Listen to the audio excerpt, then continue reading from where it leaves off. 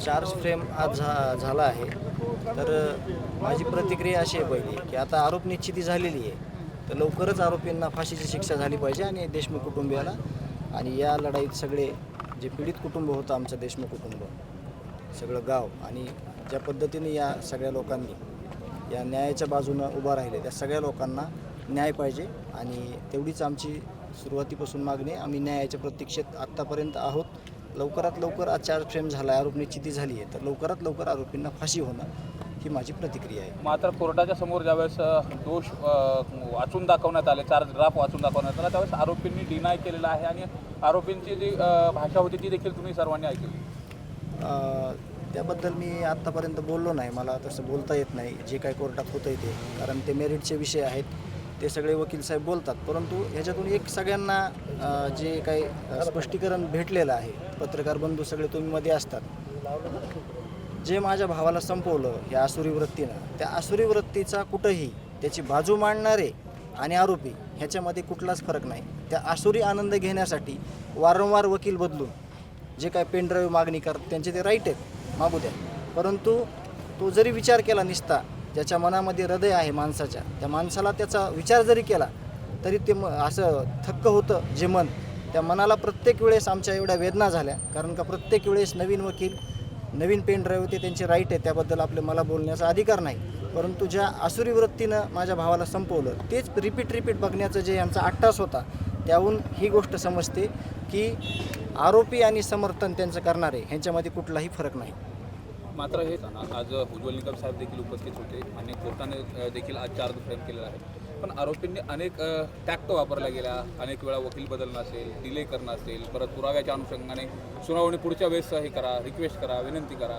हे नेमकं आजचं मरण उद्यावरती ढकलण्याच्या अनुषंगाने होतं का, नेमकं या संदर्भात जी त्यांची प्रॅक्टिस होती त्या संदर्भात काय तुम्ही? आमच्या सगळ्याच्या हिशोबानं तेच होतं, आजचं मरण उद्या ढकलण्यात येत होतं. परंतु ह्याच्यातून एक गोष्ट, जे आपलं महाराष्ट्राचं सरकार आहे, मुख्यमंत्री साहेब आहेत, ह्या सगळ्या प्रकरणावरून त्यांना एक गोष्ट जाणवली असेल की हे न्यायालयाला एवढं चॅलेंज करते, तर जे इथलं प्रशासन आहे, मग ते पोलीस प्रशासन असेल, महसूल प्रशासन असेल किंवा विविध हे जे प्रशासन आहेत, ते हे प्रशासनं हे सगळे खंडणीखोर लोक कशा पद्धतीनं म्हणजे इथं त्याची वागणूक किंवा जे ट्रीट करत होते सगळ्या गोष्टी त्या कशा प्रकारे असतील याची त्यांना मुख्यमंत्री साहेबांना कल्पना आलेली असेल. त्याचे म्हणजे पश्चाताप झालेल्या गोष्टीचा, हे बिलकुल आत्ता पण मागं पण सांगितलं तुम्हाला की झालेल्या गोष्टीवर पश्चाताप किंवा माणसाच्या आयुष्यामध्ये ज्या काही चुका होतात त्या चुका जर असल्या तर ते मान्य करून माणूस पुढं चालला तर त्या माणसाला कुठंतरी स्वीकारलं जातं. परंतु ह्याच्यामध्ये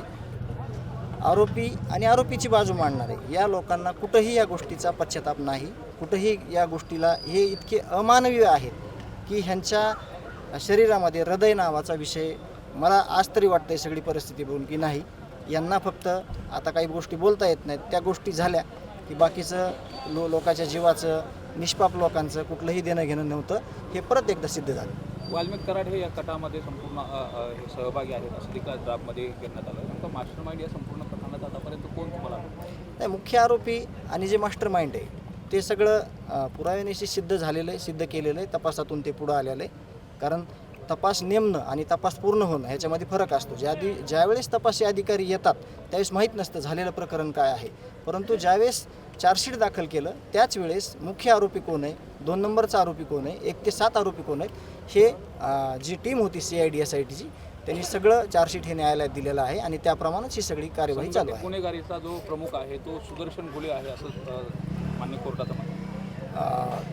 आता त्या सगळ्या गोष्टी खरंच मला म्हणजे मी बोलणं अपेक्षित नाही मला स्वतःकडून, हे न्यायालयाचे विषय आहेत सगळे. परंतु त्या टोळीचा प्रमुख कोण आणि त्या टोळीचा मालक कोण आणि टोळी चालवत होता कोण, हे सगळं आयोगाने सगळं पुढं सिद्ध केलेलं आहे.